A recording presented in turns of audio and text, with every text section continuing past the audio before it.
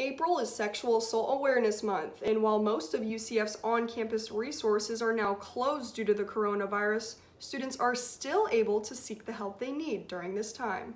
1 in 5 women and 1 in 16 men will experience sexual assault in college, according to the National Sexual Violence Resource Center. We know that violence exists and that it doesn't discriminate against anyone. Green Dot coordinator Laura Valley says even with their office closed, Victim Services is still providing confidential advocacy and support over the phone to those impacted by crime, violence, abuse, and more. Should anything happen and they want to talk to somebody about something, we're here for them literally 24/7. Sexual assault survivor Emily Rodriguez expresses just how important it is for students to have resources like Victim Services on campus. Just kind of walked into their office one day and was like, hey, I want to report something, being like, oh my gosh, what am I doing?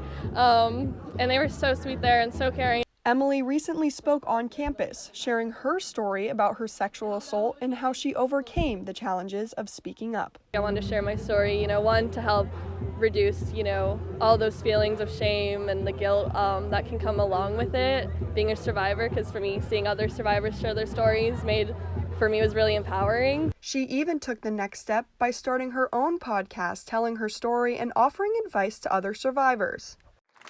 She says she couldn't have done it without the support of her friends, family, and Victim Services. Definitely very thankful for UCF Victim Services. If you or someone you know would like to speak to a confidential victim advocate, call or text the numbers on your screen. Reporting for UCF Nightly News, I'm Amber Pellicone.